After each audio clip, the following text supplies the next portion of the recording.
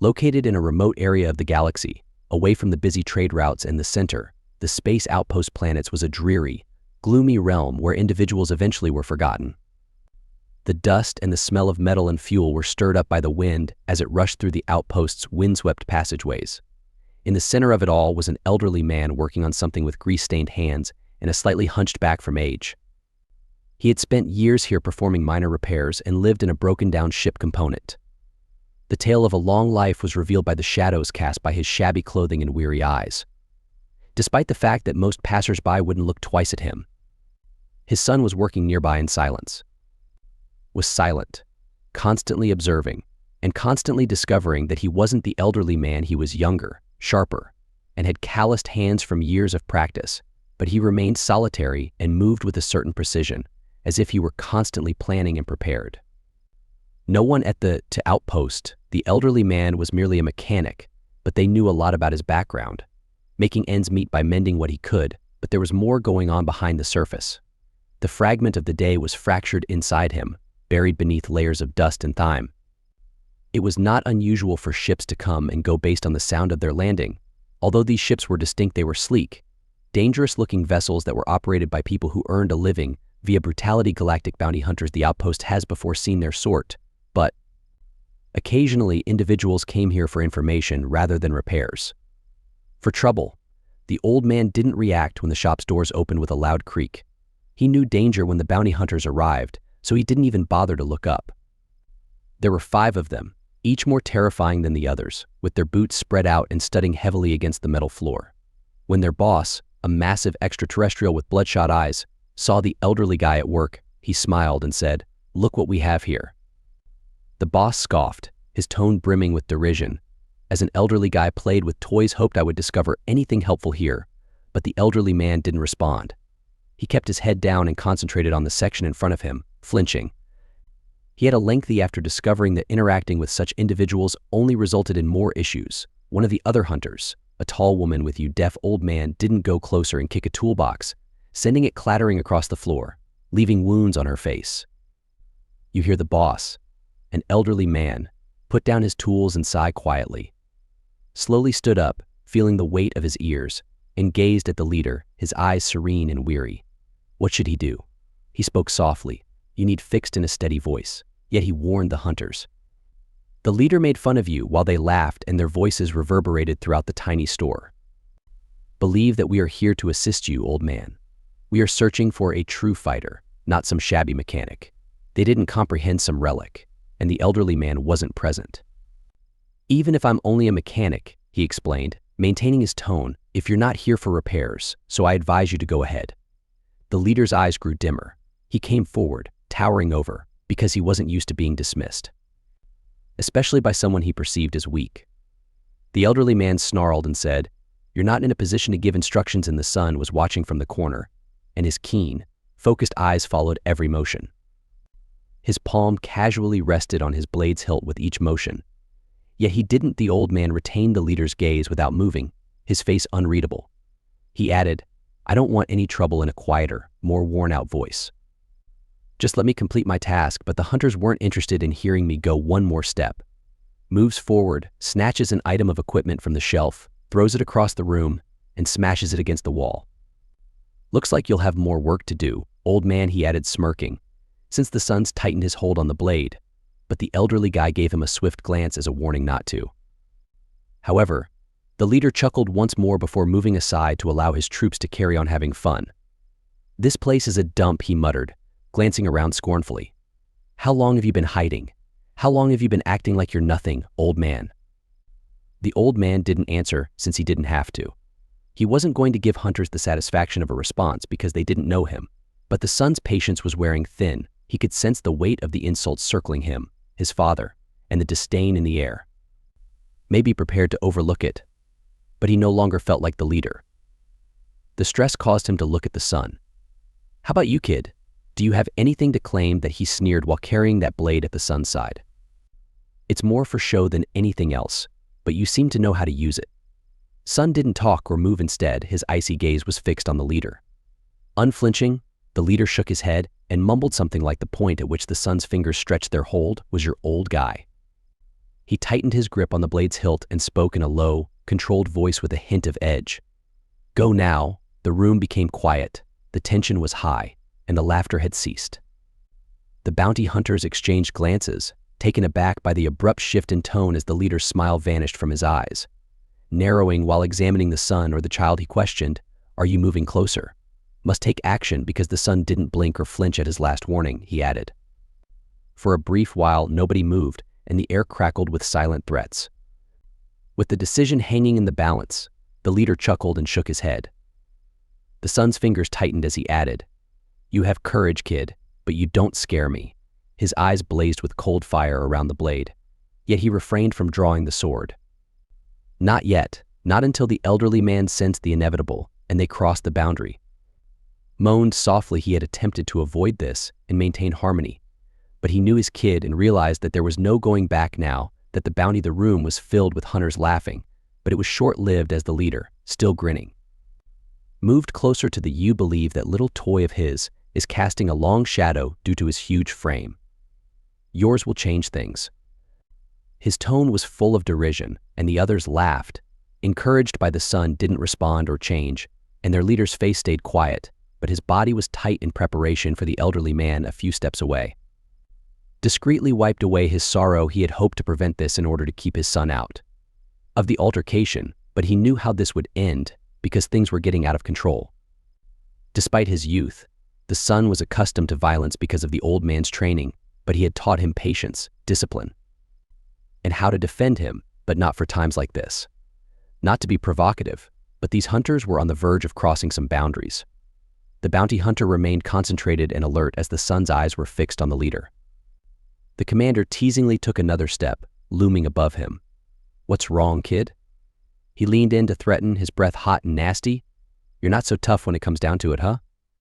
Son remained motionless, his hand still holding the blade's hilt, but not yet drawing the leaders. He wasn't used to being ignored, so his amusement turned to aggravation. "You're going to regret this," he hissed. His palm, he grabbed a blaster by his side and yelled, "Teach this kid some respect." In order to close the gap between them and the son, the bounty hunters moved in.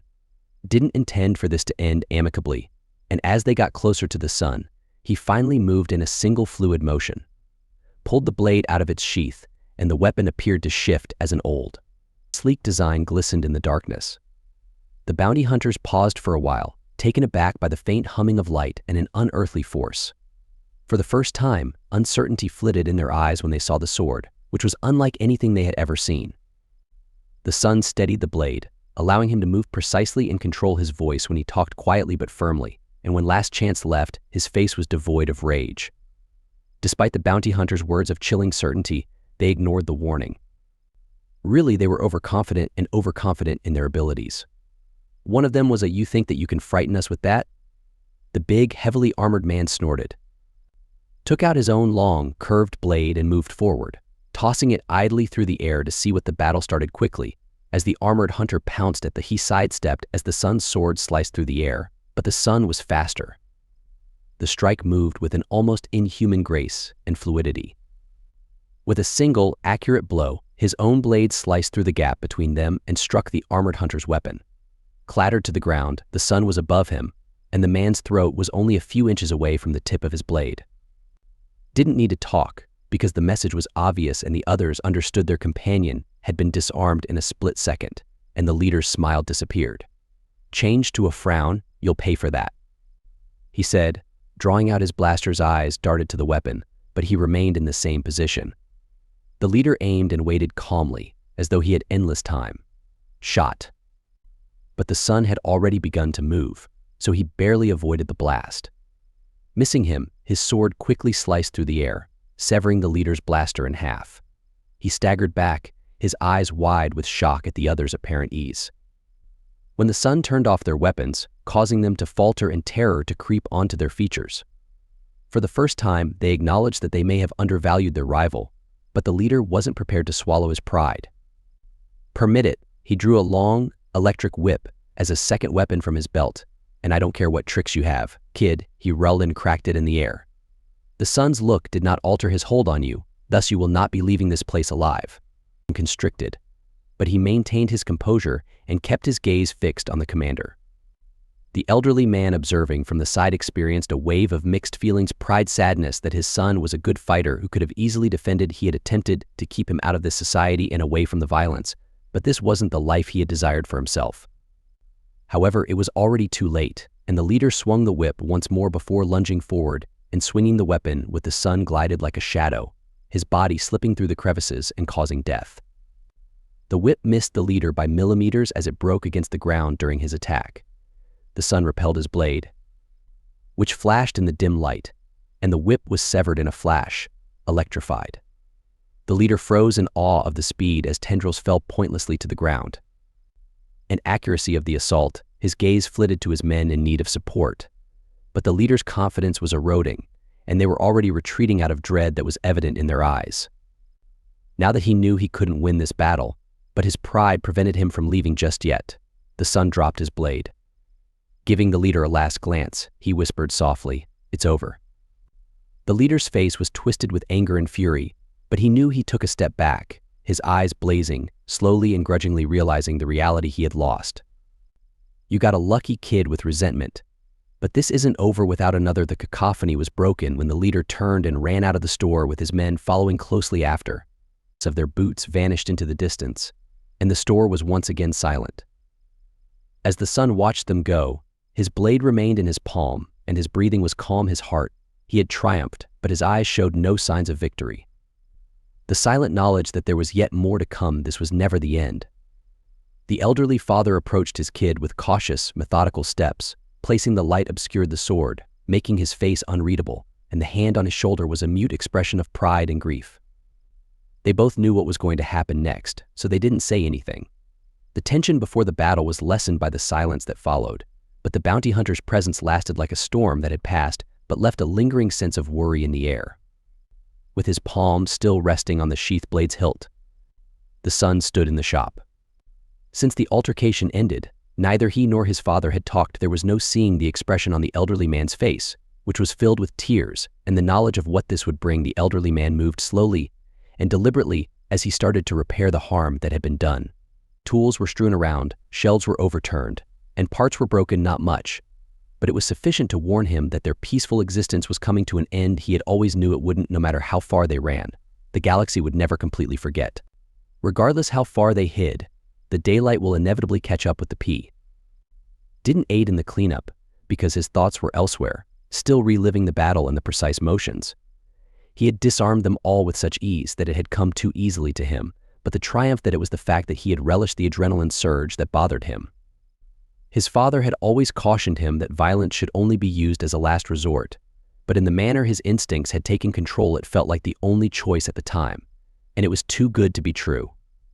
Sensing his inner turmoil, the old father looked at his son and said, "You did well." His voice broke the silence softly, calmly, steadily, as usual. The son nodded but didn't answer when he said anything serious. Didn't feel like a hero because his actions lacked any triumph. Instead, the bounty hunters had been a test of the harsh reality that more was to come. A little obstacle, but he was aware that there would be more serious dangers. This day would arrive, and the elderly guy persisted in his efforts to reorganize the store, which we've been fortunate to keeping under the radar for a long time, but the son's luck doesn't last forever. When he finally spoke quietly, we had the option to depart sooner or stay. His father was moving when he stopped for a second and put down the tools he was holding. His weary eyes met the younger man's earnest gaze as he turned to face his son. He added softly, "You have to stop running and settle face at some point. Running isn't living." Whatever happened, he clenched his hands, his frustration rising within him. "And they will return, they always do." His tone wasn't one of rage, but the old man groaned and walked over to a little room, resigned as though he already knew the answer but didn't want to confess it. Chair and sinking into it, while moaning, his ag demonstrated the deterioration of a life lived in such situations. The son walked the room as he continued, "On the edge, we'll be ready. Thoughts are racing, people will discuss, and word will travel beyond them." The elderly man nodded. "Someone will make the connection. We're no longer invisible." And serene, but I could see a glimmer of something more profound in his eyes. Stated, but things got worse when the boy stopped pacing and turned to face his father. "I'm not you," he replied softly, with a weight to his words, and it implied the elderly man grinned somewhat despite his admission of concern, saying, "I'm not ready for this." Didn't reach his eyes, and he added, "Nobody's ever ready." "You think I was? You think I wanted any of this?" He shook his head. "I was ready when I was your age." The son didn't answer right immediately because he wasn't sure, but it's about doing what needs to be done, not about being prepared. He had always respected and loved his father's strength and intelligence. However, he felt the weight of responsibility as he stood on the brink of something greater than each of them. Resting in a manner he hadn't anticipated on his shoulders, "We may still after a minute," the son said, his voice becoming calmer and almost hopeful that we could depart. "Perhaps travel somewhere where no one will find us the old way if this place disappears once more." A man's eyes flickered with anguish as he gazed at his son, jogging only in delays. "You know that, and so do they," he continued, making a vague gesture toward the inevitable. "The bounty hunters and everyone like to them will always find us. It's simply a matter of." The son's jaw tensed, and he detested the fact that his father was correct. The galaxy would always manage to pull them back into it, regardless of how quickly they ran or how effectively they hid. The fray. But a part of him continued to hold on to the dream that perhaps they may be free out there. The elderly guy moved in his chair, squirming a little as his elderly, in addition to making his voice quieter, his injuries worsened. "There's more to this now. Rather than only concealing your mother's blade, which is more than just a weapon, it's a symbol. Legacy. You feel like you're a part of something greater and older than you." You nodded slowly, and he sensed it from the way the sword moved during the battle. Appeared to come to life in his fingers, directing his motions almost as though it had free will. It was more than it was power, just metal and energy, and it had reacted to him in a manner that he hadn't quite comprehended. His father leaned forward a little. His keen gaze. "That blade was handed down for a reason. It's associated with something ancient and strong, which indicates that you're linked to it as well, and you can't escape it." The son stood silently for as he took a time to process what his father had said. He realized in his heart that his father was running wouldn't fix anything that didn't exist, and the blade was finally, whether he liked it or not, a piece of him let out a quiet exhale. The elderly guy grinned once again as a wave of peace passed over him. "So what should we do?" With a tinge of pride, "We get ready, we defend our position, and when they arrive, we ensure they regret it." The son nodded, a silent resolve taking root in his chest. He wasn't quite ready. But perhaps he didn't have to be, because he had his father. He possessed both the blade and the strength that came from both. Enough that the waiting must have been never-ending, with each second becoming more burdensome than the last. But not least, the elderly father and his son had silently prepared for the next 3 days. The outpost stayed silent as they went about their daily tasks, but the strain in the air was nevertheless. They were both aware that the bounty hunters would soon arrive, probably with encouragement. They both talked about it a lot, and the job helped them stay focused. The son practiced his fluent and accurate moves with the sword for hours, could sense the bond becoming stronger as the weapons appeared to react to the ideas directing him. The more he practiced, the more he realized how profound that link was, even though it seemed to have a mind of its own. It wasn't only a tool in his grasp, rather, it was a component of something more significant, something old and strong, and he didn't quite understand what that meant yet. But he was aware that it came with a lot of responsibility, as his father had observed. Periodically, he is silent, his eyes displaying both pride and worry. He was aware of the blade's meaning and its potential, but he understood more. He had never desired this life for his son because he knew the toll it would take on him. The old guy had spent the majority of his life bearing the burden of battle, and he had hoped his son would choose a different route, but the as usual. Galaxy had other intentions one evening as they sat in the dark. The old man finally broke the silence in the shop's light. "And you've gotten faster," he said in a toned voice that was more in sync with the blade, and the son nodded. Halting his exercise, "It seems to be directing me now, as if it understands what's." When he arrived, his father didn't immediately answer. Instead, he only nodded while narrowing his eyes, somewhat as though recalling something from a long time ago. "And that's because it does," he whispered. "Your mother's blade is a part of a long line, not just a weapon. A legacy that extends much beyond our own. It bears the power and memory.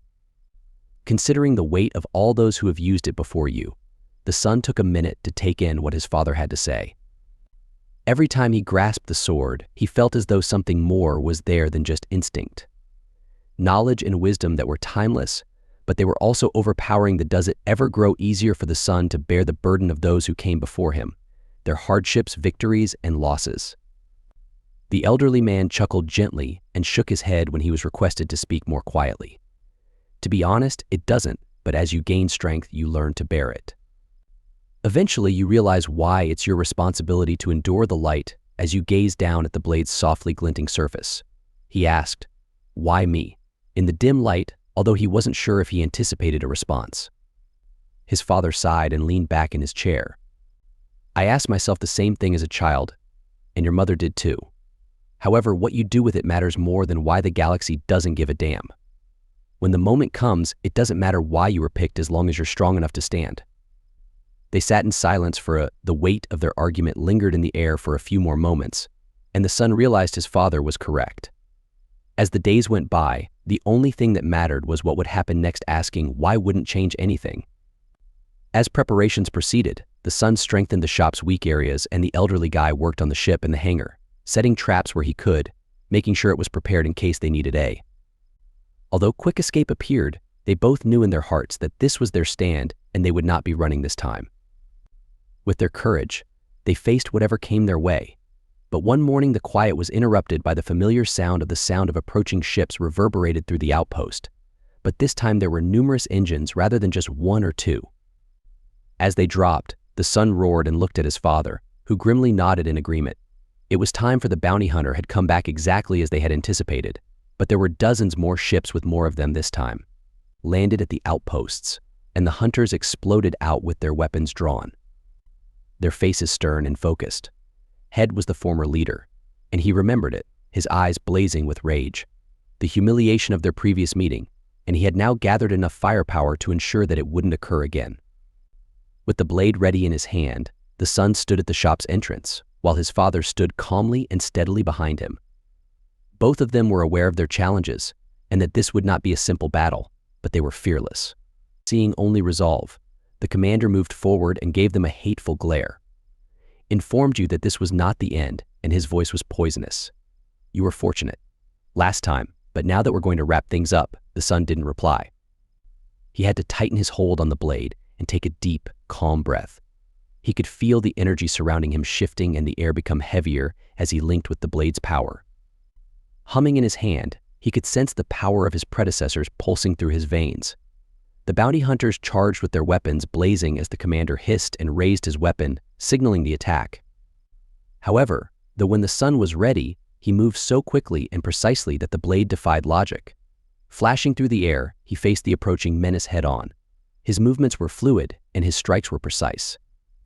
The sword was moving almost by itself as it led him through the turmoil more quickly than he had ever experienced. Remained behind to observe his son with a mix of wonder and worry, since he had known, although the youngster was gifted, the blade was something else entirely. Genuinely in tune with him now, and the bounty and power it had were clearly visible. Hunters soon recognized they were inferior, yet they persisted in their goal to overpower him with force numbers. But it made no difference because the sun ripped through the sky like a natural force. The leader, who was observing from a distance, sensed his confidence as he moved through their ranks with an almost supernatural grace. Start to falter, but after a moment, the leader signaled and the hunters gathered and briefly withdrew as the sun paused on his chest. Heaving and catching his breath, he looked across the crowd before noticing a new figure, taller, more terrifying, and far more dangerous than the others, emerges from the shadows. When the new figure came closer, the leader grinned ominously. "You didn't think we'd come unprepared, did you?" He snarled at the sons, his gaze narrowed and his grip tightened on the sword. As he braced himself for what lay ahead, this new foe wasn't like he sensed the force emanating from others. And this was going to be the true test. And the son felt a glimmer of doubt for the first time since the battle started. Yet there was the combat had only just begun when the new figure turned around. Moved forward, dividing the group of bounty hunters to make room. He was tall, standing even higher than the leader for his whole unlike the others. This one didn't need blasters or knives and instead exuded a dangerous aura. His eyes shone dimly beneath his sleek, dark armor that covered his torso. Helmet. The sun could sense the weight of his eyes and the calculating coldness that went into it.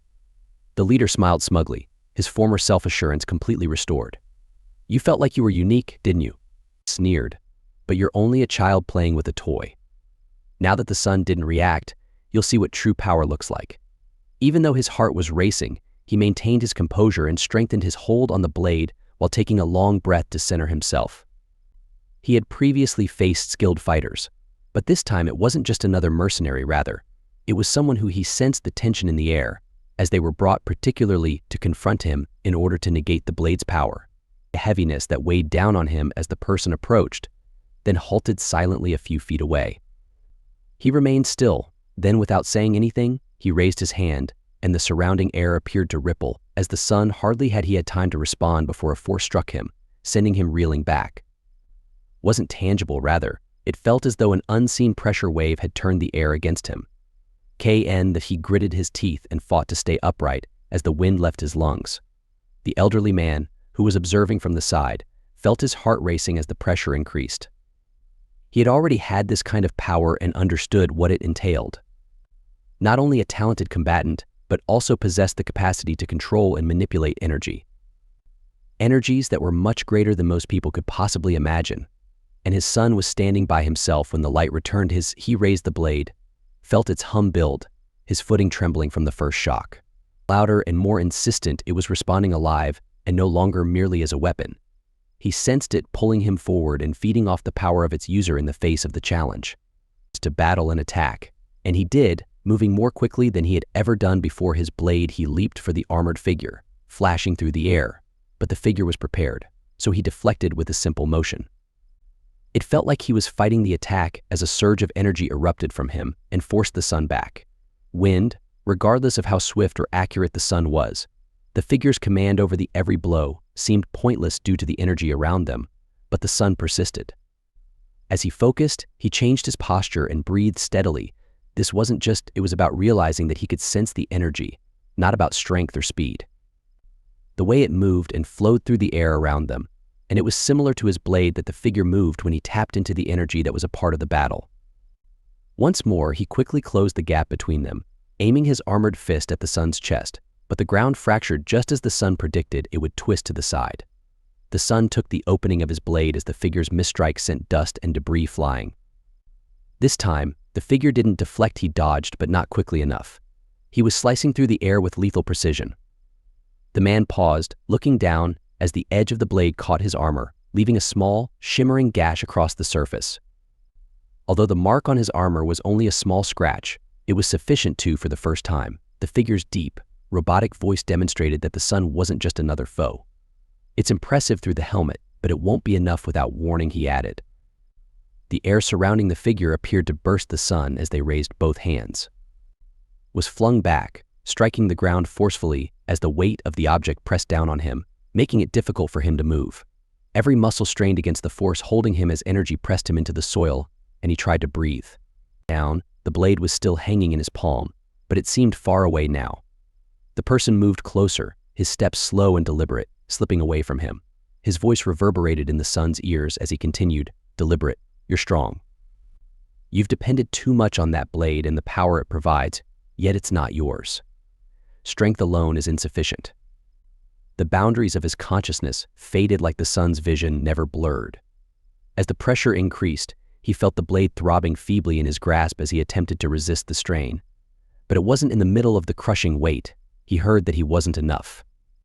His father spoke calmly and steadily as always, saying, "You're stronger than this. Never forget who you are. You create the blade, not the other way around." When the son's eyes opened, the sword wasn't merely a tool, it was something distinct. It responded to him and was a part of him, his heritage, and his blood. The energy surrounding him wasn't anything to be afraid of because of that link, not because of its inherent strength, but something that must be comprehended and managed, much like the blade. The son released the blade after taking a big breath. He concentrated on the energy rather than the force keeping him down out of fear and mistrust. He sensed it throbbing through the surrounding air, and with that gradually, comprehension took over, and he consciously resisted the pressure. As he stood up, the weight surrounding him started to lessen, and his blade shone brightly than ever.